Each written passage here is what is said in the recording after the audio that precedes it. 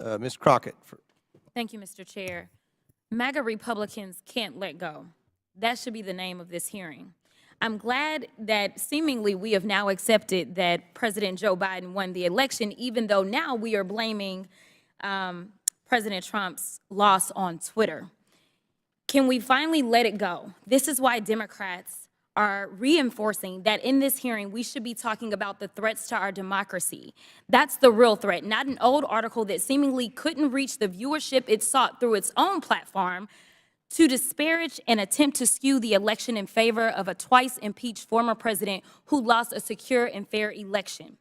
As a Texan who served in the House and fled the state as MAGA Republicans there pushed an agenda just as insidious as the foreign interference we experienced in the 2016 election, we should be talking about what they don't want to talk about as they continue to cut you off as you try to talk about things such as interfering with our democracy, and how there has been an inciting of political violence against individuals as well as our democracy as a whole.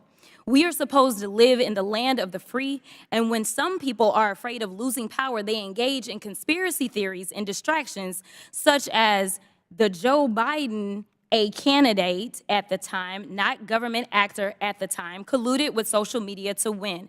So let me say thank you for showing up for this political theater.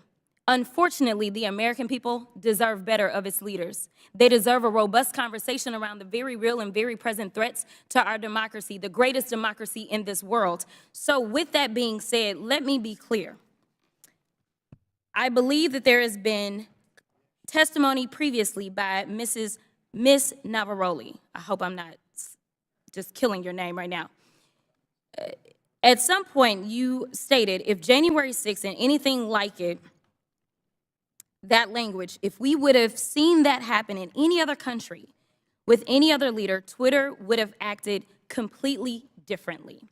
It is my understanding from this statement, and correct me if I'm wrong, that you almost felt as if Trump was treated differently. In fact, that you may have been of the impression that he was treated with more deference than other world leaders. Is that true?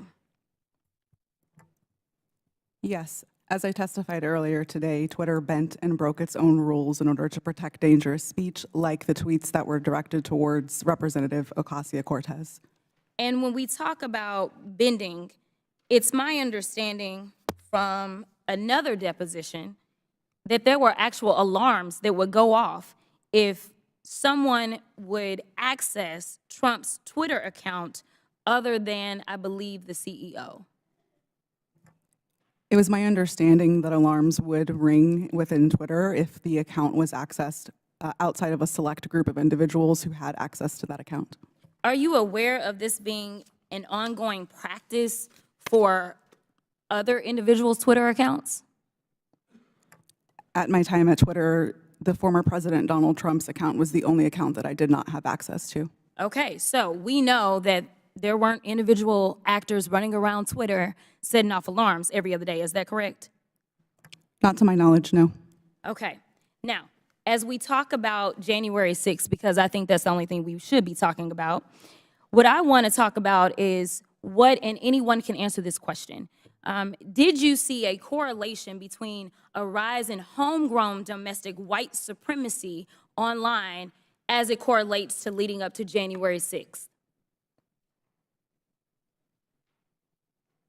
I can answer that. So some of the things that we were seeing specifically on Twitter related to white supremacy fan fiction. I mentioned earlier in my testimony that we saw things like people wishing that the day of the rope would occur.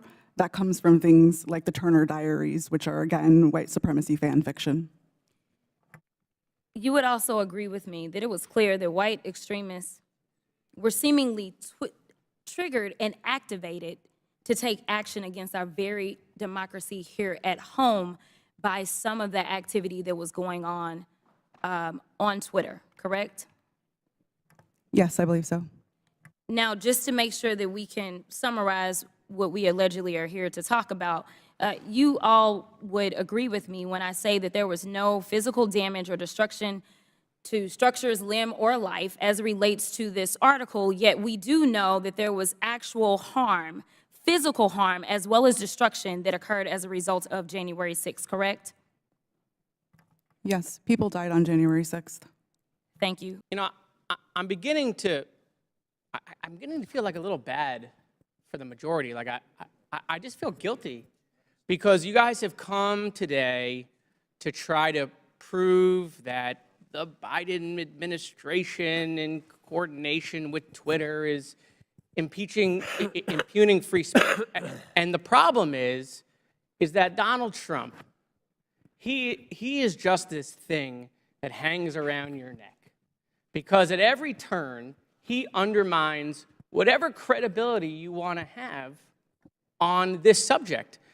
I mean, Donald Trump and his administration, it's been proven, reached out to Twitter to take down tweets that got under his skin. The tough guy, Donald Trump, right? He got called the B word. Let's reach out to Twitter. Let's get the tweet taken down.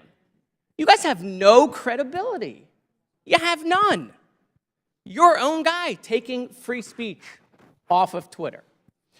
You know, I also don't understand this bipolar thing that you're doing with Joe Biden. So every day you guys tweet out, Joe Biden is boring, he's sleepy. Every day you say it on TV.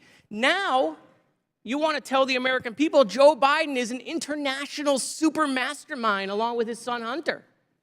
I mean, it's just bananas. You know, the Trump family is getting billions of dollars of loans from foreign governments by using their White House relationships. Any questions? Any questions on that? No, I didn't think so. You want to know if the Trump family made any money selling PPE during the pandemic out of the West Wing? Any questions about that? No, I didn't think so. But let's move on to Hunter Biden's laptop. Your leaker, I always love this, by the way. You guys are against leakers unless they're leaking things you like. Your leaker, Matt Isaac, and I love, you know, have you seen this guy? I mean, he's like a Radio Shack .matrix guy who copied files off a private citizen's hard drive, okay? That's your entire theory is based off of. But I want to use his words. This is his own words. Your guy, your leaker, the guy who gave you the information. There have been several attempts by several individuals to modify and insert fake data. I do know there has been multiple attempts over the past year and a half to insert questionable material into the laptop, to pass off information or disinformation as coming from the laptop. He continued, "This is a major concern of mine because I fought tooth and nail to protect the integrity of the drive, and to jeopardize that is going to mean everything I sacrificed will be for nothing." Your guy, your leaker, questioning the integrity of the information you guys are peddling. By the way, why isn't he here? Bring him here. Let's ask him questions. And why haven't we seen the hard drive? You guys aren't shy. Why won't you show it to the American people? Let's talk about Twitter. Let's talk about God bless Elon Musk. See these? God bless the guy who is allowing Nazis and anti-Semitism to perpetrate Twitter. There's been a 66% increase of anti-Semitism on Twitter since Elon Musk set it free. Mr. Chairman, I agree with you. It's not fair to say all conservatives are Nazis. That's preposterous. That's not true. But your Lord and Savior Donald Trump is having tea and dinner with them at Mar-a-Lago. Nick Fuentes right here, who is a picture that is tweeted at me all the time saying Jews are a virus in response to my tweets.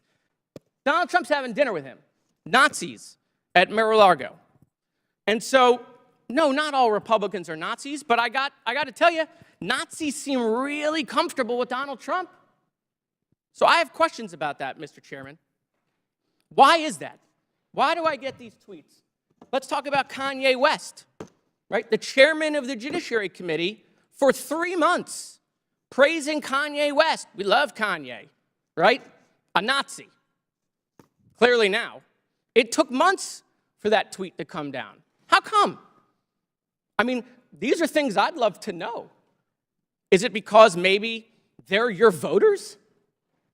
I mean, they certainly aren't voting for me. I yield. Thanks for watching today's report here on the Lexi Lens, where we bring you the stories that matter without the spin. If you value real reporting, in-depth analysis, and clear facts in a world full of noise, then this is the place for you.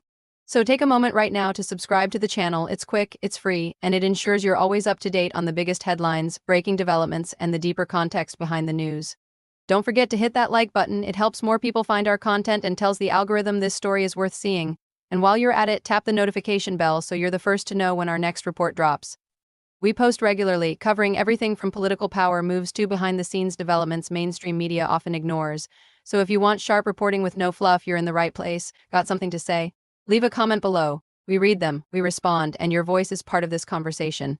Thanks again for tuning into the Lexi Lens, where facts come into focus. I'm Lexi, and I'll see you in the next story.